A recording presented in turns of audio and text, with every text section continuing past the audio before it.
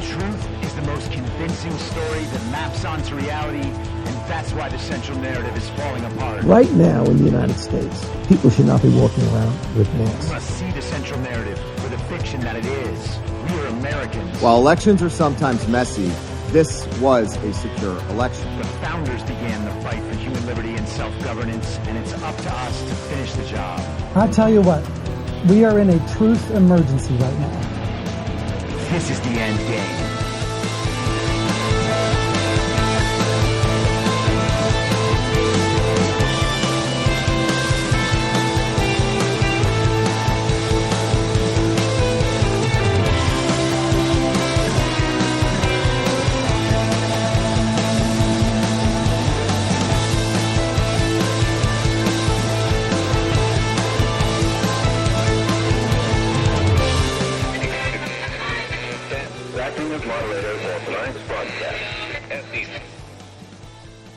It's Tuesday, October 3rd, 2023, the 986th day of dystopia.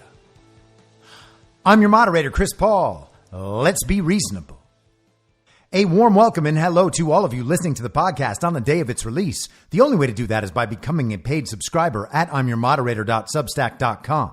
You can do so for as little as $50 a year or $5 a month, and in doing so, you will be supporting me, the work I do, and this show as it expands. And if you can't, or you simply don't want to, continue listening to the podcast for free a couple days later on a wide variety of podcast platforms and, of course, Rumble. All I ask is that you share it with your friends. You can find the links to the podcast, the writing, the social media, and the merch site by visiting linktree.com/I'mYourModerator. So let's pick up where we left off yesterday, talking about Donald Trump's trial in New York, the case brought by New York Attorney General Letitia James, who, while campaigning, promised that she was going to get Trump. She has been promising to bring down Trump for like 5 years now. And this is her big moment, her big case. The trial has just begun. She is going after Donald Trump, claiming that he is responsible for forms submitted to banks in the process of applying for loans through his business that misrepresented the value of Trump's properties.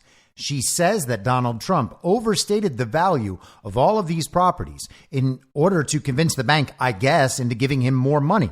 But the banks gave him the money. Donald Trump repaid the money he was given, and the banks actually made, according to Trump, $280 million on these investments in the Donald Trump business and Donald Trump the man. The values of all his properties have increased well beyond where he stated them to be about 10 years ago, sometimes more, sometimes less. But the point is, if the value increases, then that's proof that he didn't overstate the value, because this current value is above and beyond what he stated. And then there is also the fact that an accounting firm prepared these documents and at the beginning left what they call a worthless clause, 1.5 pages, explaining in detail how the bank should not interpret their claims as to the value of Trump properties as anything more than their personal rough estimate. And if the bank wants to know the value of these properties, then they would need to have them appraised. Every bit of this case falls apart under the weight of its own incompetence. This is true at every stage. Statute of limitations, the actual values of the properties, the worthless clause, the fact that there were accountants, and the fact that Trump paid back all the money and the banks profited, and everybody's happy about it, means there's no problem here. Now, that doesn't mean that we won't see a decision against Trump that further highlights our two-tiered system of justice. We may well still see that. The point is to understand what's actually going on so we don't fly off into a blind rage about things we're misunderstanding. As my friend Kyle, Just Human, often says, understanding is better than reacting. If we understand what's going on, then we don't have to freak out when we see new things occur that we expect, even while the television is telling us that we should be very, very upset. We are seeing the country be awoken by what is happening so that people who have busy lives and are consumed with just getting through the day and showing up at work and doing a good job and finding time to sleep, so that they will come to understand what's happening now, at least get the broad strokes. People are waking up to all sorts of realities they may have preferred to avoid. A lot of people have checked out of politics. They think it's toxic and pointless and that they have no control. All of these people need to be brought back into the fold so that their understanding can be increased. And the way their understanding can be increased is by their peers having their understanding increased. So the people that do have the time to be able to track this stuff and be able to understand this stuff and then explain it, that makes it easier for everyone else. It would be great if everyone understood every element of each one of these issues, but that's impossible. And so what's important is letting people know the important things and what they mean. That's the most important part, because the television is going to tell them what the television tells them, which is the same thing they've always told them, whatever the regime wants. And the television is going to tell them what all that means and how they should feel about it. But most people are realizing that the television has gotten really disappointing lately. And maybe all those people they weren't listening to in favor of the television, who have been right again and again, maybe those are the people who we should tune in with a little bit more. And then maybe they start doing that and they start learning what the television says is wrong. We need to go a different direction. We're not going to get them to understand every detail because we don't understand every detail. It's impossible to do that. But they can understand the broad strokes. They can understand that something entirely different than what's on the television is what's taking place in real life. And if they begin to track that thing, then when the potentially disruptive moments occur, because this is a disruptive process. We are in a strange transition. But when those moments occur, they will be mentally and emotionally prepared to deal with them. They will have some understanding of the issue, even if they have rejected it after a small amount of consideration. They'll still know that this other idea was out there. This other idea was possible. They've heard it before. So now when they see it emerge in the real world, they're like, oh, okay, I know what that is. I know I said that that thing was wrong or that that thing was bad or the people who believed in that thing were stupid. But I know what that thing is. I'm capable of understanding that thing because I've already considered it a little bit. That's the sort of transition that we are in right now. And people can make sense of that once they let go of the other thing. And we just need to be there saying, hey, this is not what it seems to be. It's not that we shouldn't care about the two-tiered system of justice as it emerges. It's that something else is going on too. And we need to handle both of those tracks. I've been saying this since January 20th, 2021, when we all watched the fake inauguration. It was as true then as it is now. There are multiple things going on, and we need to be able to understand both of them. Because until people understand the other thing going on that the television is not telling them about, they're going to believe most of that television stuff. So if we're going to communicate with them, we need to understand the television stuff. We don't need to learn all the ins and outs of it, all the details of the fiction. And we don't need to engage with that every day as if it's all real. It's not real. But we need to understand what they're being told so that we can cross that barrier of communication. We need to get them to the point, not where they agree with us, because that might not happen. They're going to be very defensive. They're going to be adamant that they couldn't have possibly been wrong about everything, even though they know they don't know what they're talking about basically ever, and everything that happens in the world is confusing to them, which is why they ignore it. But we don't need them to agree with us. All we need them to do is understand when that transition takes place, when those jarring moments occur, that there is something else going on, and they don't need to react in fear. Hey, just phone that person you called a conspiracy theorist and beg for their forgiveness, and then they'll tell you what's happening. Come on, Kami, you can do that, can't you? Was it really better deciding that you wanted all of your friends to participate in lying about everything to everyone? Was that what you thought was a good idea when you were like, I need to surround myself with only good people? Let me choose all of the people who wear masks in their cars to show everybody that they are supporters of masks, whether or not they work, because we definitely don't want to kill your grandmother. That's what they said, while ignoring the fact that people were killing your grandmothers in nursing homes. Isn't that spectacular? And of course, I mention that because all the commies and redeemable commies who may ever listen to this will immediately think, I don't need to beg for the forgiveness of those people I called conspiracy theorists and accused of murder.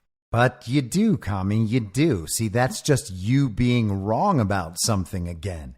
You should be begging for the forgiveness of the people you called conspiracy theorists, of those people whose censorship you encouraged. That's a violation of human and constitutional rights, communist.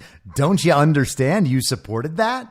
But let's work our way back to the two-tiered system of justice you also support, the imprisoning of your political opponents, which you also support, commie. And by the way, you really got to love all the Ron people out there talking about how Trump's gonna be in prison, huh? You're gonna need us after your orange god goes to prison. Yeah, sure we will, meatball. But hey, two-tiered system of justice. Let's go. This is Donald Trump walking out of the courthouse yesterday. Well, I think that was very good. That last 5 minutes was outstanding because the judge essentially conceded that the statute of limitations that we won at the Court of Appeals is in effect. Therefore, about 80% of the case is over. I was going to come out and say that, as you know, we're not entitled to a jury, which is pretty unusual in the United States of America. So we think it's very unfair that I don't have a jury. But the judge's last statement was very fair. And if I read it right, I'll let perhaps one of the lawyers speak to it. But Cliff, maybe you'll speak to it if you would. But the way I interpret that, and the way everyone else in the room seems to interpret that, is that the statute of limitations is a very real thing in this country. And that would be about 80% of this case would be over. Could somebody speak to that, please? Cliff, you want to talk about that? Sure. So based on the judge's comments, at the end of the hearing, at the end of the trial today, it would appear that he is agreeing that all the transactions that closed prior to 2014 are now out of the case. Which is about 80% of the case. And it's also something that we won on appeal, but was not accepted by this court, but now seems to be accepted by this court. So Trump mentions that there is no jury in this trial, which means it's basically just up to a corrupt judge whether Donald Trump should lose basically all of his businesses for misstating the values of his properties, overstating the values, even though the values now are higher. And he said to the bank, don't take these values seriously.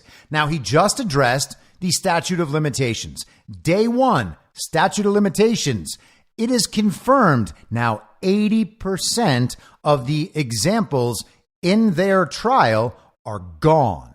Letitia James ignored the statute of limitations, and the judge has confirmed that the statute of limitations matters. What should we make of that? Well, most people would think, oh, well, does that mean that we don't have a two-tiered system of justice, or we do? That's not the right thought to have. The right thought to have is, could Letitia James not have known that the statute of limitations had passed when she brought these particular instances of Donald Trump's fraudulence up? The answer, of course, is that she must have known there would be a statute of limitations issue, and she brought them anyway. Now, why would she do that? Is she incompetent? Now, that is an explanation, and it could be the correct explanation. We don't know that. This may well be evidence for her incompetence, but if we assume that it's incompetence that would lead her to do something like that, we might miss other potential explanations. Is it possible that someone in her position could be so incompetent and get something like that wrong in such a public way? Well, we did see Fani Willis end up releasing the charges in her indictment before the grand jury had officially voted on them. And we've seen this same clown show replicated throughout all of these indictments between Jack Smith and Alvin Bragg and Fonnie Willis, and of course, Letitia Peekaboo James. Could she have not known about the statute of limitations? There's no way. She absolutely must have known it. So is it incompetence or is it something else? Why would all of this have been brought up and put into this case? I don't claim to know the answer to that question, but the answer to that question would tell us a whole lot. Did she simply think that she could pull this one over on the judge, that he would just go along with this 80% of the case whose statute of limitations had passed? Did she think that a New York judge was going to do that? Now, it's entirely possible that she did. And that would be one of the explanations that, has something to say about competence, I suppose. She could have made a mistake there, and that would maybe indicate incompetence. But the fact that she might have thought that in the first place would mean that she was dependent on a two-tiered system of justice in order to take down Trump, and that the judge would be an equal participant in that two-tiered system of justice. Now, this judge so far has seemed to be an equal participant in that two-tiered system of justice, accepting a value for Mar-a-Lago of $18 million. And again, you have to love how this is being exposed in public. People are talking about this. $18 million for Mar-a-Lago.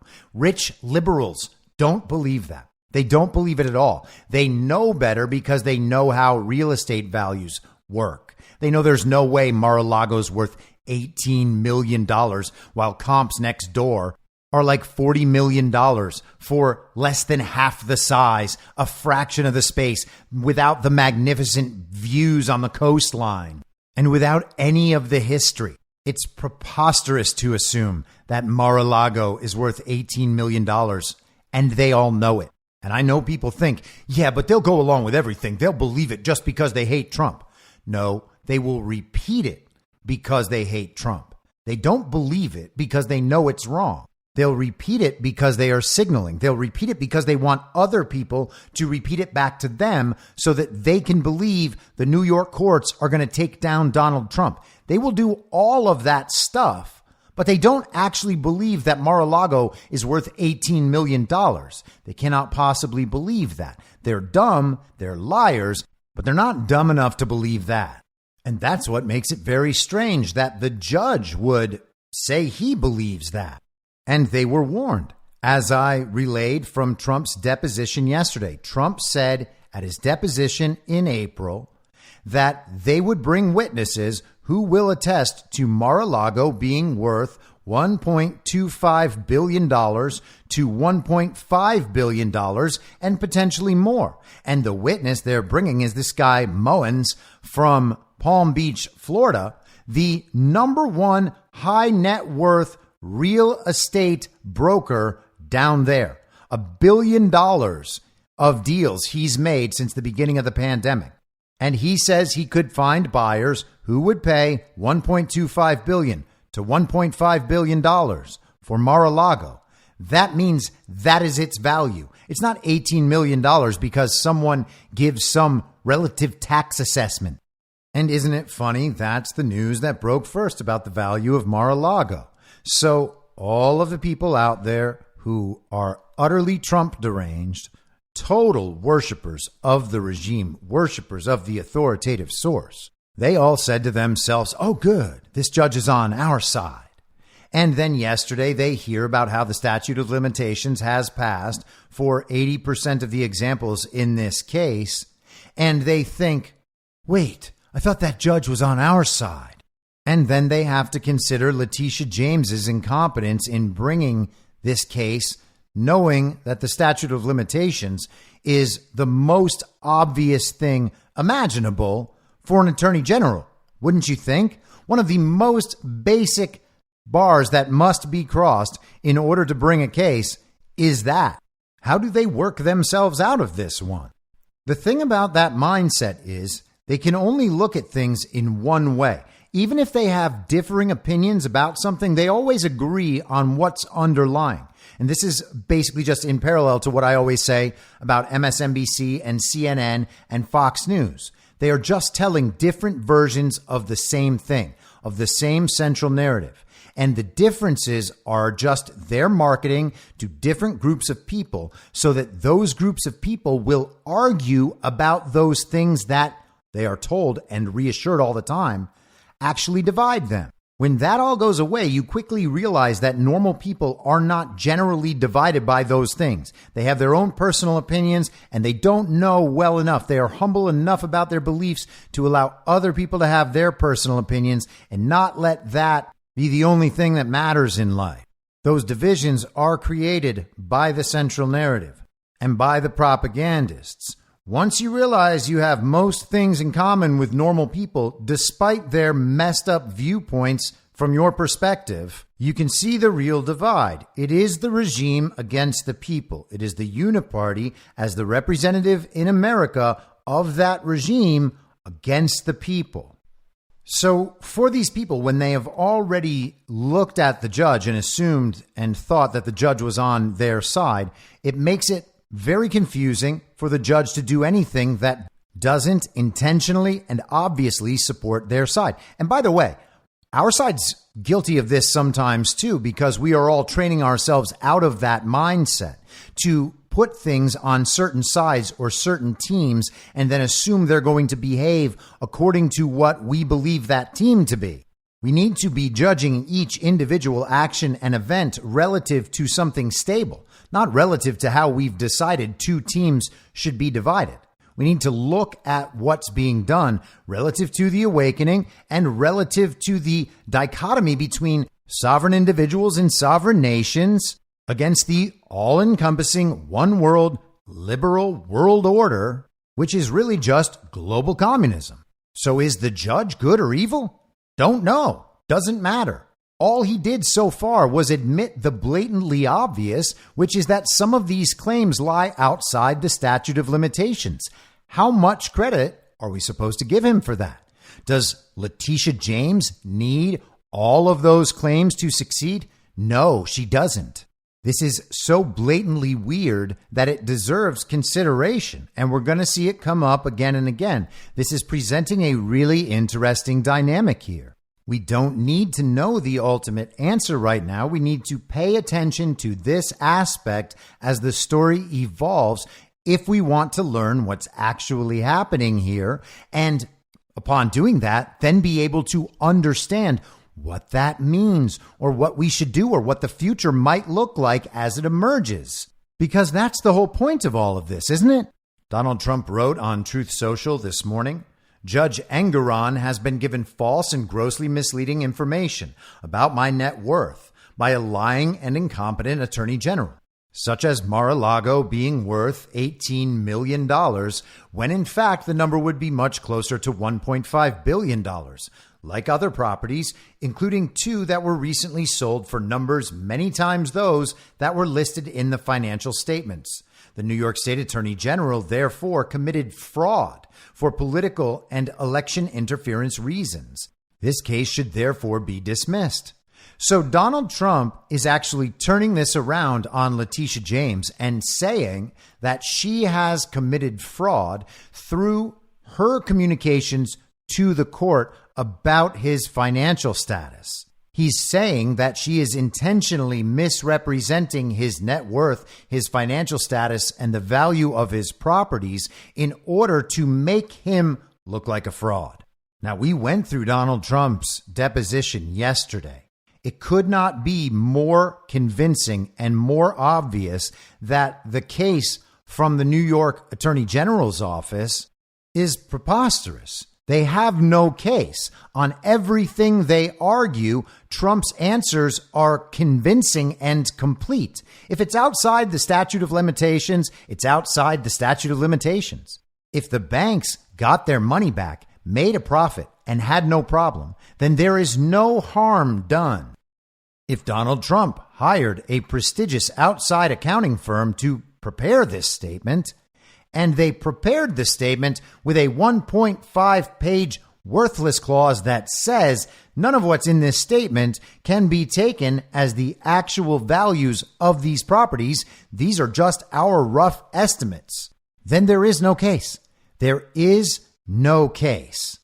I would imagine that by the end of this week, or certainly by the end of next week, we will begin hearing stories about how Donald Trump might still be guilty based on this or that technicality. We're going to see them start presenting brand new legal arguments to cover up all the problems within the original legal arguments, to still paint it to the public like Donald Trump tried to defraud all these banks that he just kept doing business with, who got their money back and who actually made a profit on Trump. It makes absolutely no sense. It couldn't possibly make sense to anyone except liars and retards. And it's gotten to the point where it is like that for almost everything we talk about now. It's because all of these stories are reruns. We have heard them again and again and again. We already know what all the baseline truths are. We know what multiple levels of truth within each one of these storylines are. We know the story. And it's not because we're geniuses, although I would argue getting the right answers faster than everyone else is a much more valuable standard of intelligence than IQ. Oh, the science gave us a number, and now that number means you're smart. Hey, no, it doesn't. Can we all just admit that that's bullshit? I know plenty of purportedly high IQ people, and many of them are utterly retarded. Getting the right answers faster than everyone else is what smart means. Why would anyone ever try to convince you that anything else in the world could possibly make one smart? But the point is that we know the story. We have seen this story play out before. In fact, we're on our 4th or 5th or 6th rerun. Sometimes we're only on our 1st or 2nd. But depending on how long you've been awake, you've seen all these stories play out a bunch of times. If you have read Donald Trump's deposition, as I did and as I talked about yesterday, you can know where all the points of attack are because Trump says them. He makes the argument to the lawyer on the other side. He says, you know, you don't have a case here, right? You can't bring a case. Many smart lawyers I've talked to, many other people I've talked to understand that the statute of limitations is there. They say you don't have a case. Okay, that is a point of attack for Donald Trump in the future. He told you in April of 2023, it's in that deposition. Now, I don't know what day that deposition was released because I didn't go back and look. I saw it at the beginning of September, so just a month ago. I hadn't seen it before that. I think that that's when it was released, but looking back, I might be able to find that information was available to me on an earlier timeline, and I didn't engage with it, so I didn't know at that time. Had I known at that time, I might have even interpreted events differently by now. So I was behind on that timeline, even relative to my actual self, assuming that I could have had that information prior. And this is why the timeline matters in terms of that information. You can't make the best possible judgment on a given issue if you are well behind on an informational timeline. It's not about genius. It's only about time. But if you read Trump's deposition, you know where all the attack points are. We're going to start hearing about the worthless clause. Maybe we'll start hearing about that one last out of these in Trump's defense. I imagine there will be some rhythm to Trump announcing which elements of his defense have proven successful in court. Yesterday was a very minor, very obvious one. 80% of the case gone like that. Does that matter to Letitia James? I guess we'll see. But the statute of limitations was confirmed. That is one of those little pillars that Trump has now taken out. Great success. He comes out of court and announces it to the world immediately. And of course, all the worshipers of the regime are out there clamoring for a gag order again. And do you see the process here? Do you see how the regime thinks of their system of law? If they did not have Donald Trump, the quote unquote defendant, out there talking about all this stuff for himself, people would never hear about it. It would be a Trump lawyer on one of the cable shows, and there would be maybe one clip that goes around through part of conservative media, not the Ron DeSantis people. They don't really care that much about this injustice because they believe it helps them. Some of them try to message about caring so that they can seem like they are still on our side and not blatantly controlled opposition, though they are. But most of them don't care about it at all. So you just get a little portion of conservative media passing around a clip of one of Trump's lawyers on television talking about how the trial went, and then you would have the rest of media reporting that Trump got absolutely crushed in court, blah, blah, blah.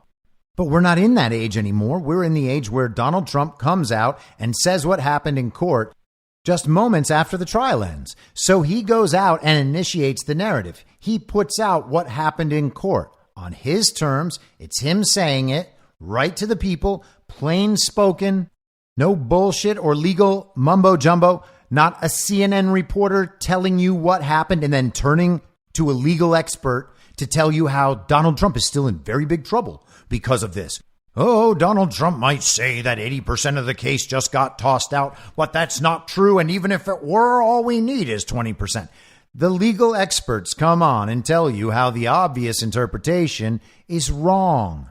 That's what they're there for, to make it seem to the public like the regime is always correct, always in power, and should always be supported.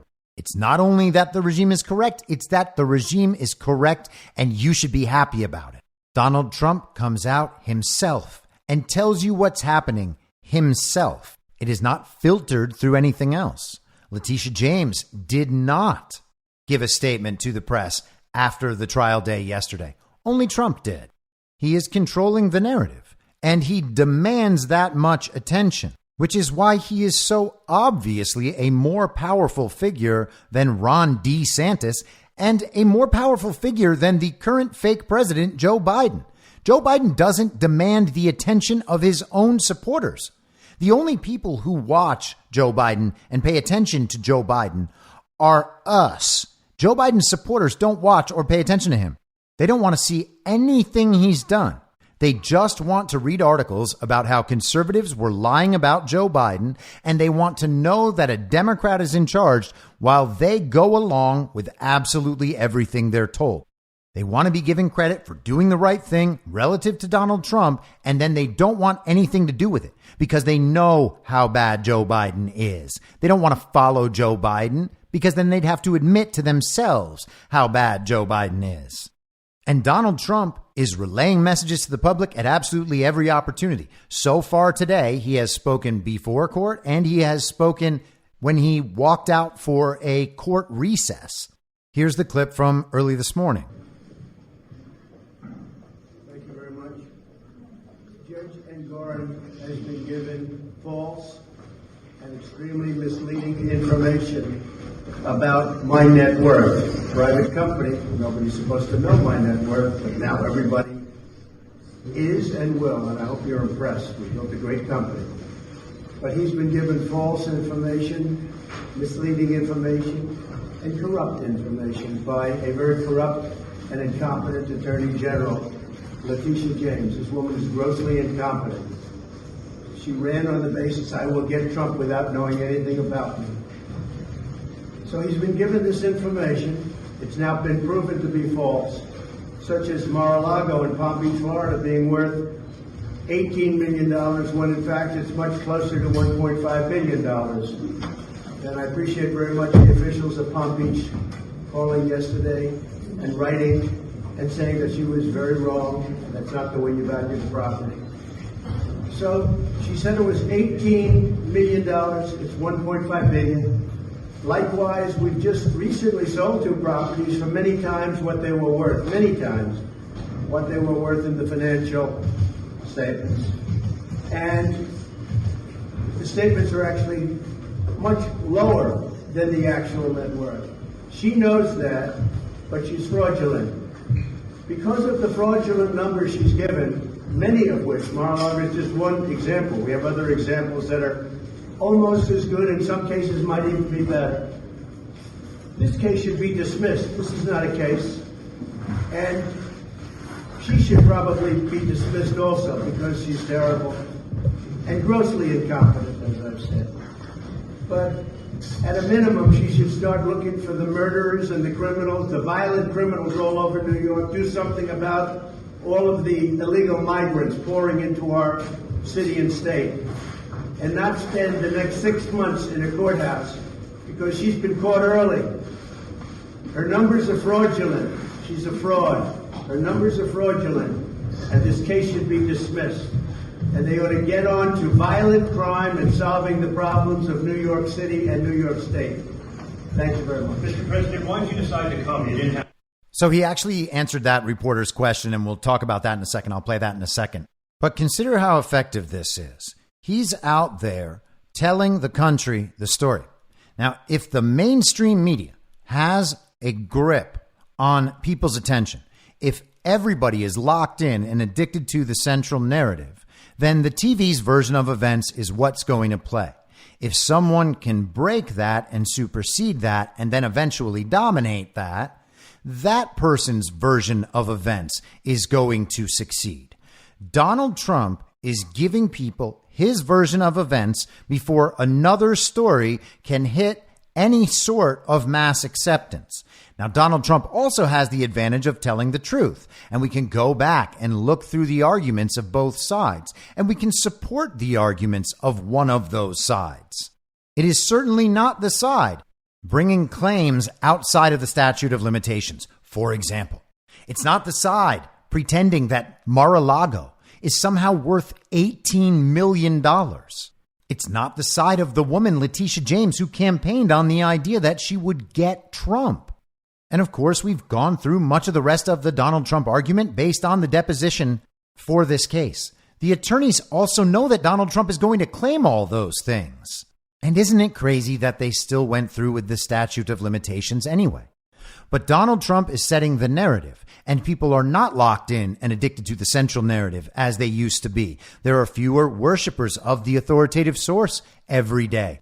And people are beginning to listen to Trump every day and think, man, is he telling the truth about all this stuff? And if he's telling the truth about this stuff, is he telling the truth about the other stuff? I mean, damn, I know he's been right about some things. By the way, liberals are thinking this. Now, it took way too long for them to begin thinking about that, probably in my opinion, in your opinion, and the opinions of people who have been awake for a lot longer than we have. But they are thinking it. That was the lesson I learned in 2020 when Donald Trump was giving the daily COVID press conferences. I'd already woken up to some degree, and I was even telling Hollywood that if Bernie Sanders, the socialist, was the nominee, I would actually vote for Donald Trump under those circumstances before COVID. So that's where I was in that process. Certainly not a Trump hater by any means. I mean, I had Trump supporting friends all the way back before Donald Trump was ever president. But watching him every day in those press conferences and knowing that he was saying correct things about COVID and that he was telling the truth about COVID, while the media and the public health community and the science were clearly lying about all of it. And I began to wonder, has Donald Trump been telling the truth the whole time? I mean, these are the people I can see lying. They're the people who told me everything bad about Donald Trump and made me think that Donald Trump was terrible. Right now, I can see them lying while Donald Trump is telling the truth. Nothing could be more obvious. So was Trump telling the truth the whole time?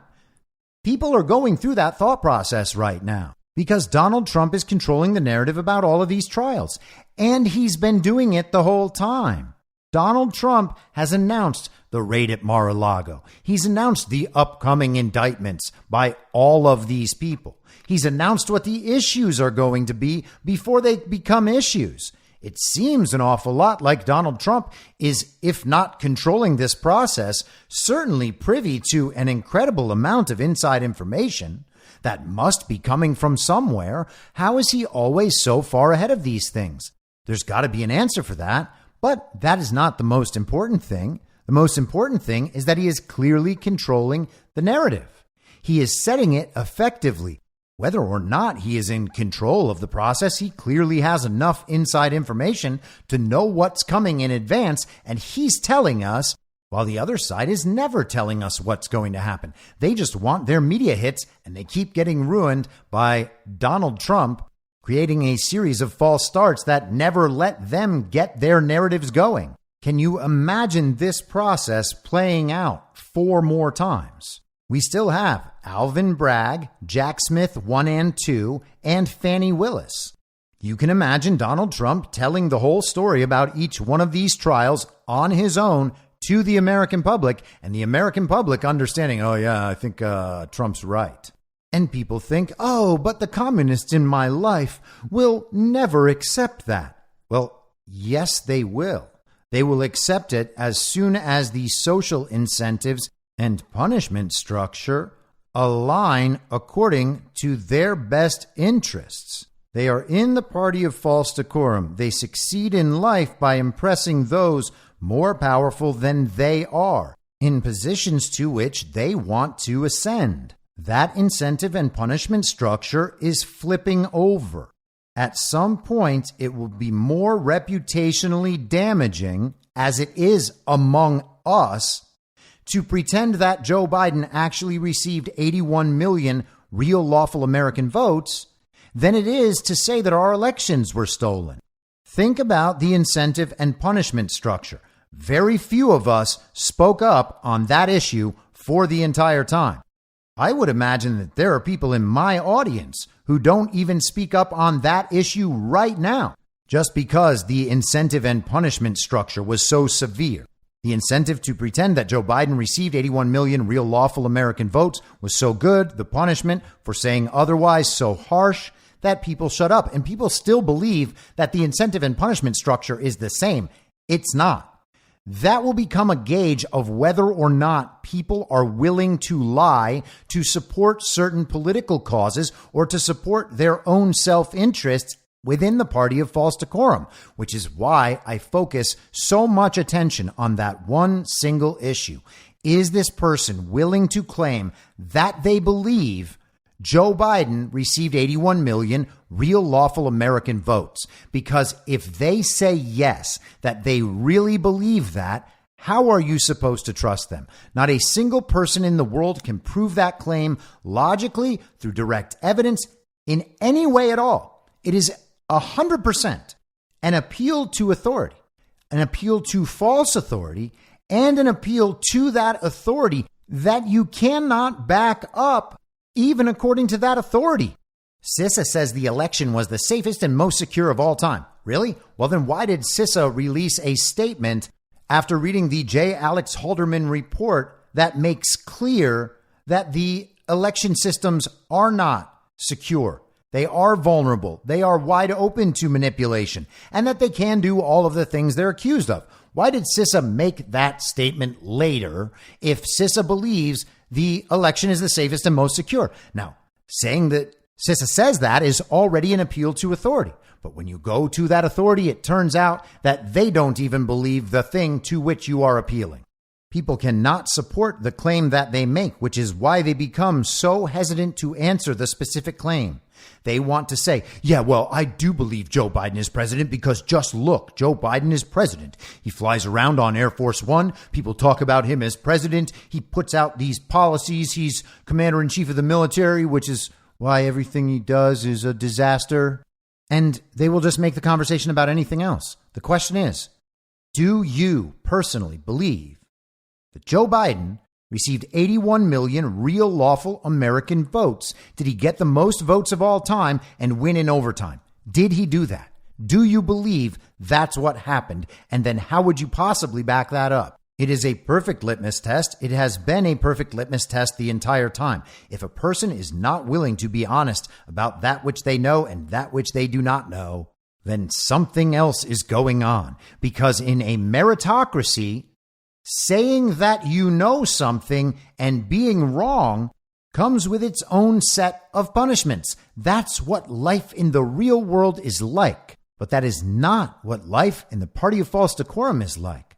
In the party of false decorum, you repeat the slogans on command. You say the things you know you must say. And if those things prove wrong, despite your assurance to everyone that you are certain beyond doubt, then you are actually rewarded for having been so committed to the cause that maybe you just got this one wrong one time. It is a total inversion of how reality functions. To be right within the party of false decorum is to constantly say that thing which most impresses the people you must impress in order to ascend the rungs of the ladder within the party of false decorum. That's the entire point. That, by the way, is what attention farmers online do. They try to find the position that can get them the most attention and impress the people they want to impress within the party of false decorum. This is how Mike Cernovich forms all his political opinions, for instance. You can see this strategy at play all the time when you understand that someone is trying to succeed within the party of false decorum and not within a normal meritocracy. They believe they are getting away with it. They believe that the only people who can see what they're doing are irrelevant people. They do not care about the opinions of people lower on the rungs in the party of false decorum than they are. They care only about the people who are on higher rungs than they are. Their goal is to impress those people, and in some sense to serve them. So if what they say helps those people, they will get rewarded. That's why those edgy guys are always so committed to the Uniparty, because they want to succeed and excel within the Uniparty. The Uniparty represents the party of false decorum. They'll say Trump's right sometimes. They'll go against feminism and wokeness. They'll be like the Daily Wire guys and produce tons of trans content all day long. And then when the chips are down and you actually need to be honest about a really important thing, they will take the Uniparty line, just as they have done throughout this entire process. Did they support masks and lockdowns? Did they support talking about COVID data endlessly? Did they support the vaccine rollout and tell people to get the vaccines? Did they lie about the fact that our elections are stolen and support the legitimacy of Joe Biden? Did they support Ukraine? Yes. They did absolutely all of it, because when the chips were down, they sided with the Uniparty. The rest of the time, they are just creating a brand. These people ultimately respond to incentives and punishments within the structure of the party of false decorum, and that is all. So when the incentive and punishment structure flips, their stated opinion will flip. When they realize that calling Trump a liar is actually hurting their prospects for a happy life, whereas before, if you didn't call Trump a liar, you would be harmed socially, they will flip. It seems like we're about to be treated to 13 straight months of that thing happening. All of these opportunities given through this series of reruns for people to finally get it. And at some point, they are going to have to throw their hands up and say, I guess we blew it. We've all been there. If we were asleep and are now awake, then we have been there. And we have to own that. And it is okay to own that. We can understand that people were awake before us and honor that. We can understand that people were awake the entire time and then model ourselves after those people and inquire of them, hey, how were you raised that produced this result? It is honestly quite strange that so many of them point directly to their religious upbringing as the reason. But what we must do is understand the dynamic here. The loudest voices out there of the regime and the info ops that support those loud voices will continue to get louder and crazier about Donald Trump. And some people out there will still believe that, or some version of it that reaches them finally in their ultra polluted information stream. And at the same time, Donald Trump's message will be getting out there faster, it'll spread more widely, and it will be more widely accepted. We have already watched this phenomenon occur within ourselves. We do not need to expect that we are at the end of some line, or that the process stopped with us, or that it somehow ended with COVID. It didn't end. We are just at some point in that stream. We awoke at some point. And things have continued to progress, and things will continue to progress as more people continue to wake up. And they are, and we can know it. Honestly, what does it mean that Donald Trump is able to set the narrative about the trials that are supposed to bring him down and make all of America lose confidence in his ability to lead or to be president again? That's supposed to demoralize all of MAGA. And not only did it not demoralize MAGA, more people are becoming MAGA all the time as a result of what they're seeing. It's because Donald Trump has control of that narrative. He sets it himself. Trump doesn't seem afraid. Are you afraid? When he's out there talking trash about these people all day, selling to America the idea that Letitia James herself is the one who has committed fraud here, that idea will probably be fully accepted, I would imagine, because that's what she's doing. She's making knowingly false claims in her court filings, claims that are easily disproven. She's filing things and making claims outside of the statute of limitations. People are going to lose their faith in her immediately. Why does anyone have faith in her? Because she's going after big bad orange god Donald Trump? Oh, it's because she's a black woman. Oh, got it. Oh, those are the two arguments. Literally, in liberals' minds, those are the two arguments that mean Letitia James is good at her job. Going after Donald Trump is a black woman. That's it. That is what these people actually believe. They know Donald Trump is a fraud, so she's the one brave enough to expose it. That's something they convince themselves is true, and the TV backs that up to them. Her case couldn't be nothing because they already know that Donald Trump is a fraud. Therefore, Donald Trump being a fraud proves their case, and the case doesn't have to prove that Donald Trump is a fraud.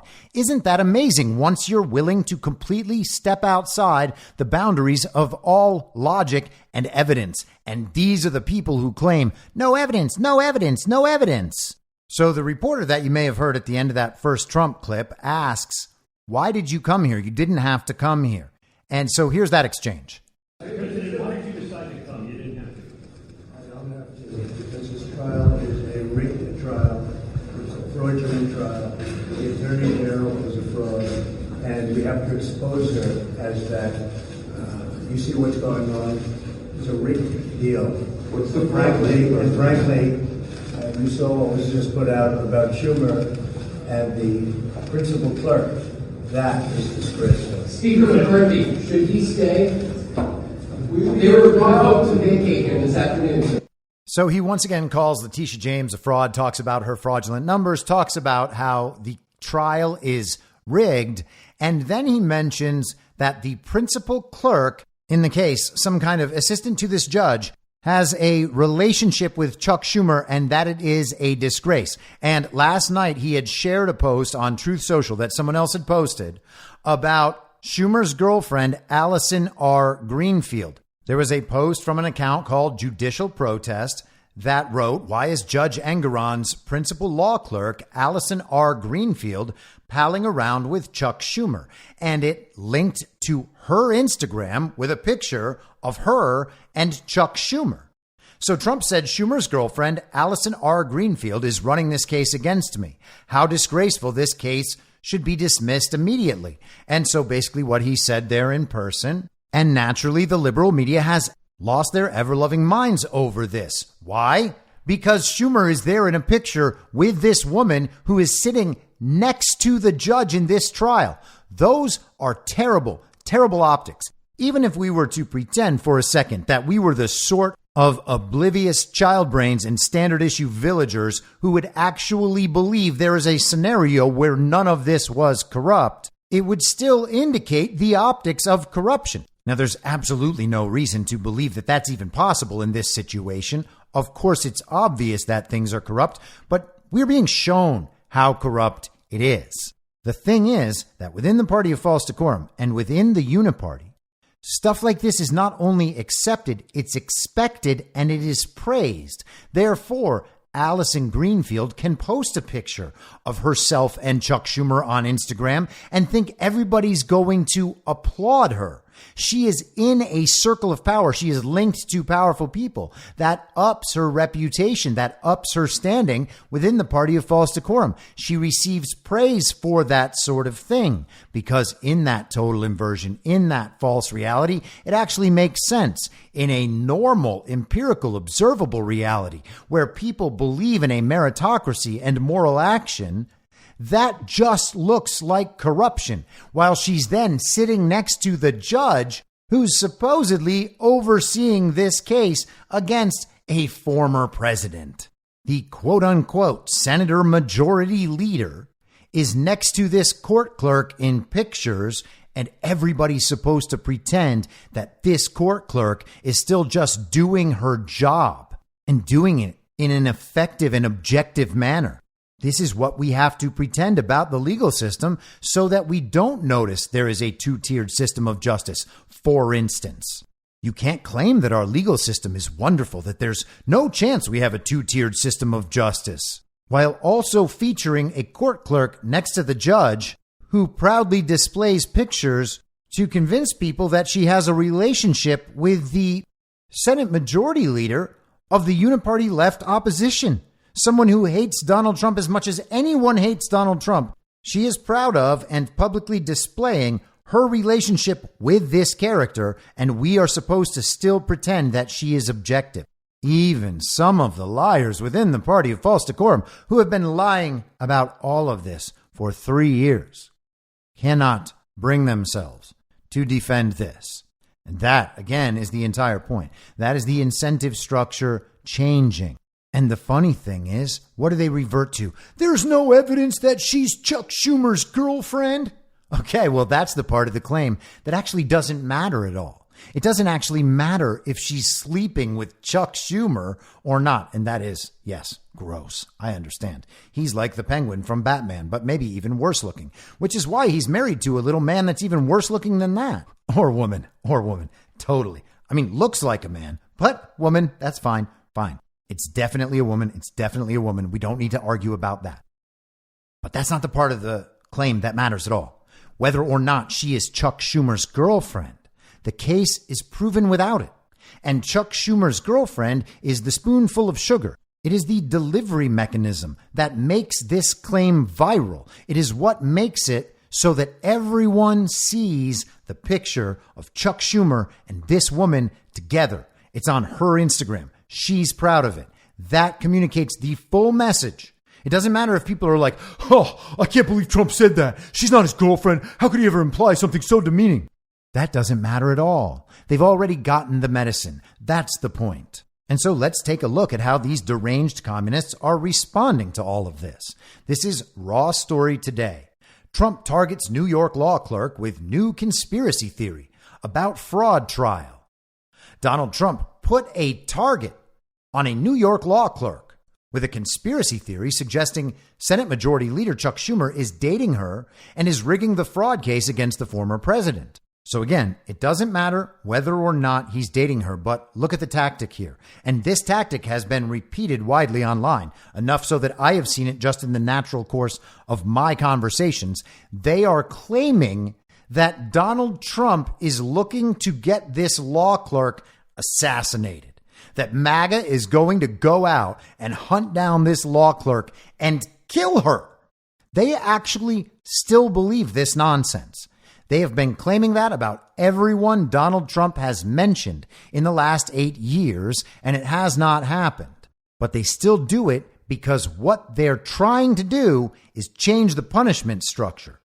If you say that Allison Clark and Chuck Schumer are political allies and that she might not be able to act in an objective manner in this case, you are basically asking MAGA to go kill this woman. That's absolutely insane. But that is the potential punishment to be levied within the party of false decorum. Now, some of them won't find that convincing and they won't use that against you when you say, hey, isn't it a problem that this law clerk in this supposedly objective court is clearly proud of her relationship with the Senate Minority Leader? Isn't that a problem? And they say, oh, you're going to get this lady killed. Now, that means if you're going to agree with Trump that maybe this is a problem, you're looking to get this lady killed. You're basically murdering this lady. And everyone remembers this from all through 2015 and 2016. This is what they used to always claim when Trump was exposing someone on their side, something they didn't want people to know. He was exposing how the system really works. They would say that he is putting real people in danger. There's a real threat of violence here. No, there's not any threat of violence here. There is no reason in the world to believe that MAGA is concerned with this corrupt law clerk. She can be dealt with down the road years from now through purely legal means because either she is corrupt and has broken laws and supported the usurpation of this country, or she has not. This lady isn't the problem. This lady doesn't matter. What matters is the exposure of the fact that this is how it works. Trump is showing everyone that. This is another example of that. They don't believe this lady is going to be killed. They just don't want people to know that the system works this way. So by exposing this law clerk and her reverence for Chuck Schumer, Donald Trump, we are told, has put a target on the back of this lady. Trump claimed Tuesday, without citing any evidence, that Allison Greenfield, the principal law clerk to New York Supreme Court Justice Arthur Engoron, was the girlfriend of Schumer and accused her of somehow directing the $250 million fraud case filed against him by New York Attorney General Letitia James. And you have to love how they just slightly reframe things so that it sounds like Trump is suggesting that she birthed this entire case, that she was the creator of this case, that she instructed Letitia James to bring these charges. That's not what Trump said. He said she is running this case. Could he have meant she was doing most of the technical legal work under this judge and helping to prepare this judge and frame this judge's mindset about issues? Yeah, that's probably what he meant. We don't need to just give the most damaging to Trump possible interpretation of what Trump says and then just pretend that's what he meant. They've been doing that for years. And even some of those standard issue villagers out there are probably realizing that. Why do they always just invent Trump's meaning? And why is it always the thing that would make Trump look the worst if that's what he meant? Why is it absolutely always that interpretation in every single possible scenario? And why never any other possible interpretation? Only the interpretation that most damages Trump. Isn't it amazing? How is it that that always happens? Trump posted a link to Greenfield's Instagram account, which is set to private, but purportedly contained a photo of herself posing in public with Schumer, according to a post by Judicial Protest, a low follower account on X. This is utter communist derangement. Her profile is set to private. Oh, so her privacy was violated by someone getting this picture. No, someone who followed her saw this picture, sent the link out. The picture is exactly that. Or she made her account private after this went out because other people were certainly able to see it. None of that disputes that the picture is real. None of that disputes what is shown in the picture, even though they say purportedly contained a photo of herself posing in public with Schumer. That's not purported. That's what's there.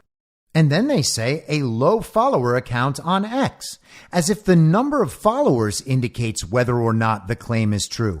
Oh, you can't believe it because it's not one of those accounts with high followers. I mean, I've got almost 30,000 at this point. When do I get to be considered telling the truth? Am I too low follower compared to someone who has 1 million? Are they right where I am wrong because they have 1 million? Kurt Schlichter has like 450,000. His account's about 15 times bigger than mine.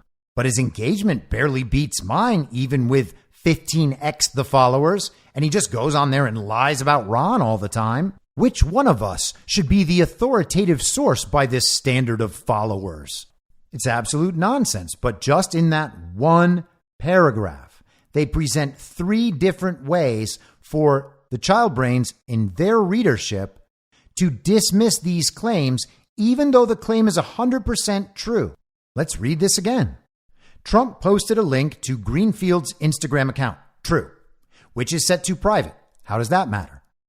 But purportedly contained a photo of herself posing in public with Schumer. Not purportedly, definitely. According to a post by Judicial Protest, a low follower account on X. So it's set to private. That means Trump must have invaded her privacy. Purportedly contained. No, it definitely contained. And a low follower account on X. So the appeal to authority doesn't even exist, but they are making it like it matters who gave you this information. They are using an appeal to authority to try to trip people's brains into the habit they always engage in and then tell them this is not the sort of authority you can trust. You only trust the authoritative source. You don't trust sources like these. This person could have totally made this picture up. All of this could be fake. And because we're telling you that that could be possible, you should assume that it is possible and then side with us. These people are lunatics, but they just keep going. That account has just 143 followers, including Trump's senior advisor, Jason Miller, and has posted frequently about Greenfield, who is mulling a run for Manhattan civil court judge. Isn't that amazing? She's going to run for political office after the great job she does in this trial. That's the plan. That is what you are being told right now. You are welcome to refuse to see it. You are welcome to say, there's no evidence there's a connection there. There's no evidence that she's going to use this trial as a political springboard. Yeah, there is. This is the evidence. People want to pretend that the process is legitimate, that all processes are legitimate, the way they were described to us. But we know better. We know the process is illegitimate. That means that the corruption and the favor is what is then presented with a reward. And when we know that the elections are stolen, the reward and the job become quite clear. This is this person's job. She will do what the regime asks in the scope of this trial, and for doing that, she will be awarded this job. That is a direct connection that everyone can see in broad daylight unless you are the sort of person who wants to pretend that all of this is legitimate, all of it is real, all of it just goes according to how it should among these very principled people. Why would anyone believe that? At this point, why would anyone believe that? And as soon as you let go of that preposterous notion, hey, maybe I'll even grant that there are exceptions. There are times where the process does function properly and does produce proper, meritocratic, morally justifiable outcomes, okay? It's not corrupt every time. There is no reason to argue that something is not corrupt when there is evidence that it could be. This is a time of sifting and separation through discernment. If there is an indication that corruption might be present, corruption should be assumed until proven otherwise through actions related to standards that are objective that we hold. Actual litmus tests, not team affiliations. She is going to run for political office on the basis of what she did in going after Trump and going after MAGA. That's what you're being told. Understand the situation as it exists.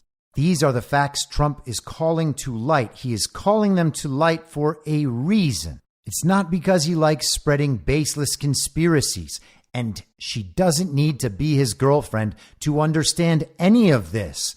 That is the point. You are getting to see the process in the open. If you want to determine that none of this is a problem and that it's all fine in your opinion, you are welcome to do that. If you want to give her the benefit of the doubt, go right ahead. But at least if you're going to do that, you know the scenario. How in the world would any of us have found out about this 15 years ago? Was the regime media just going to come out and find that picture of her on Instagram with Chuck Schumer and then tell us that there might be a problematic relationship behind the scenes? Well, there's no way in hell that would have ever happened, and everyone knows it. Trump ranted against Engeron Monday, calling him a rogue judge who should be disbarred and face criminal charges. The judge has faced a wave of violent and anti-Semitic threats since ruling last week that the Attorney General had proved the former president and his adult sons had committed fraud.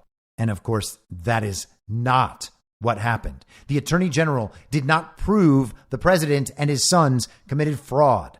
All that matters is the underlying fact.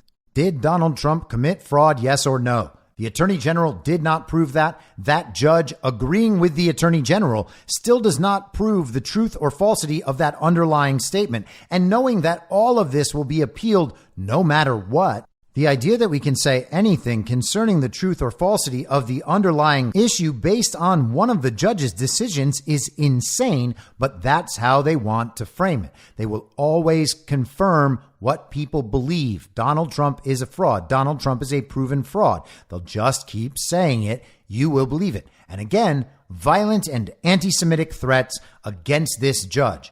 Again, this is a claim they've made the entire time. All the evidence, in quotes, they need to make these claims is some posts on X, formerly Twitter, or any other social media site. If someone says anything about the Jews related to Engoron, or anyone says something bad should happen to this judge, like that he be imprisoned for violating the law, for instance, then the threats are violent and anti-Semitic. Therefore, they can report the threats as violent and anti-Semitic, even though they may be from bot Twitter accounts or people's sock accounts, or they could just be generating these tweets themselves. But they put this out there to tell people there is a punishment structure in place if you don't go along with the story.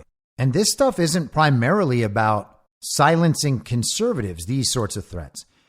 This stuff is about silencing other liberals because they all understand that they will hear these ideas and then repeat them. And then someone in their circle, some other standard issue villager, will actually believe this and then punish them with it. Did you know that this judge was receiving violent anti-Semitic threats because of Trump's statements about him? Trump is spreading misinformation and all his followers are spreading it too. And now they're making violent anti-Semitic threats against this judge. Is that what you want to be part of? No, I didn't think so. There are some really weak-willed child brains out there who understand the threat of being treated that way and will do whatever they can to avoid it. Now, why do they understand the threat? Because they treat other people that way too. They do not want to be exiled from the party. They do not want to be cast aside and lumped in with the other people, us. So they just continue to repeat the slogan with no end in sight. And let's just close this out with Raw Story. Here's how their article ends. Others involved in court cases and prosecutions against Trump, including grand jurors and witnesses, have also been hit by threats after the former president identified them on social media. So they've all gotten threats. Now, nothing has ever happened to any of them, which would lead one to believe that the threats probably weren't real. But after 8 years, they continue to tell us about them. Why? Because that's still effective. The incentive and punishment structure on that claim has not flipped yet because the emotional impact of the claim is too high. Do you want to get someone killed? That's what they say. That's how they treat this claim. It's basically the same as if it saves just one life, it's worth it. When they're talking about masking kids, they don't have to believe the underlying claim that masks are capable of saving lives. They can be totally ignorant to the truth that masks are actually deleterious. They damage the health of the very children they're being said to protect. They can understand all of that stuff and still support putting masks on children based on the argument that if it saves just one life, it will have been worth it. But it can't save lives and it can actually harm lives. But if it saved just one life, it will have been worth it. The problem is they can't get themselves out of that one because they know that the people at the top of the ladder in the party of false decorum are the ones telling us that argument. That argument trickles down all the way from the authoritative source and finally reaches us. And people repeat it. If it saves just one life, it will all have been worth it. And they can't argue their way out of that, not without violating the standards of the party of false decorum. So they accept the notion and then they try to convince themselves that somehow it's actually true. And they'll begin formulating arguments about why it must be true because they don't want to think of themselves as liars. And they will eventually find themselves repeating this slogan that they know not to be true. It's all about the incentive because the punishment is you want to kill children. You're willing to risk children dying from this very deadly pandemic. And because they're able to consistently bring that kind of emotional weight and that emotional punishment to bear on people, we as a society end up supporting the very policy that actually puts kids in danger. It's utterly insane, but they can't stop doing it. And they use it for everything. They use it for this. They say, if you point out these obvious things about this judge and about his clerk and her relationship with Chuck Schumer, then you are putting both their lives at risk, and it's anti-Semitic for the judge. And Raw Story hasn't let us know yet whether it's anti-Semitic for the clerk as well, who is named Allison Greenfield. So you got to figure, yeah, it's probably anti-Semitic for her too. So consider what these first 30 hours or so of Trump trials has shown us. It's shown us that Donald Trump is in full control of the public narrative and the public conversation about all of this. He is setting the tone of the story the entire time. He is forcing the media to cover him on his terms. People are understanding this story on his terms. People will quickly understand that Donald Trump is telling a verifiable version of the story, while the media is constructing a false reality relative to this case. Now, again, the child brains aren't going to realize that. That's fine. We don't have to worry about them. The only thing that matters is the story that is being accepted by society at large, and that is Donald Trump's story.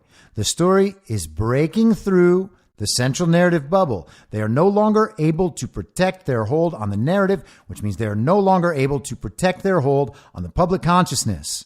Once their grip has been broken, then people are free to engage with the empirical, observable reality and free to think on their own about that reality as it emerges.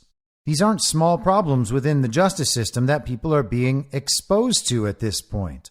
Letitia James directly lied about the value of Mar-a-Lago. It cannot possibly be $18 million.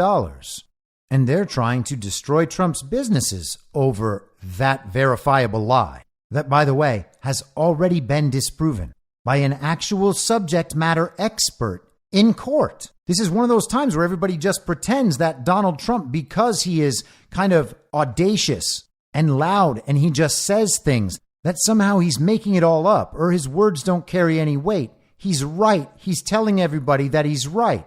And then people realize as things play out that he's right. He says that Peekaboo James is fraudulently misrepresenting the values of his properties and other things. Her numbers are fraudulent, he says.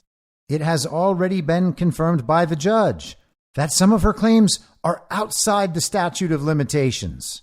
And now he has shown the world that the law clerk is proud of having her photo taken with Senate Majority Leader Chuck Schumer, who is as in opposition to Donald Trump as anyone could possibly be, and that is known even by the child brains in the uniparty left. The entire regime narrative on this storyline is blowing up in their faces and blowing up as a result of Donald Trump and Trump's side being able to control the public narrative about this event.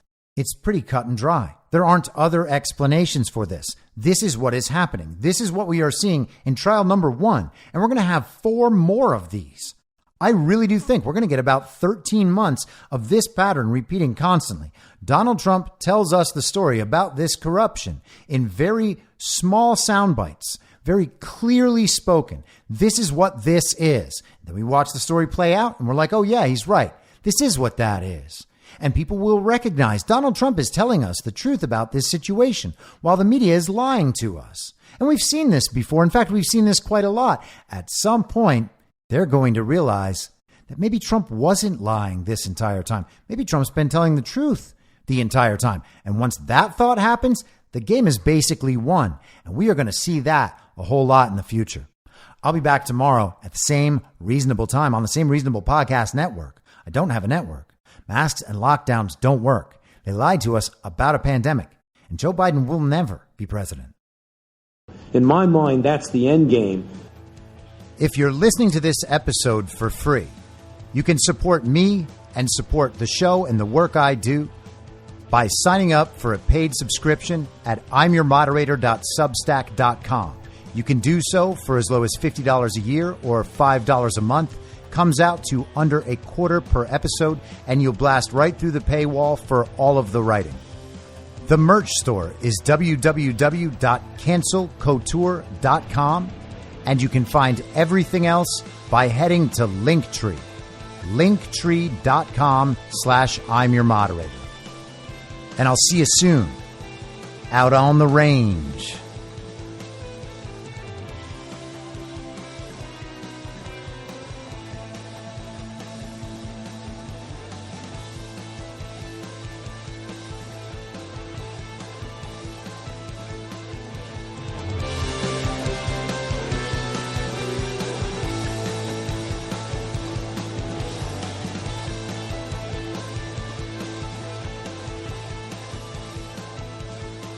It's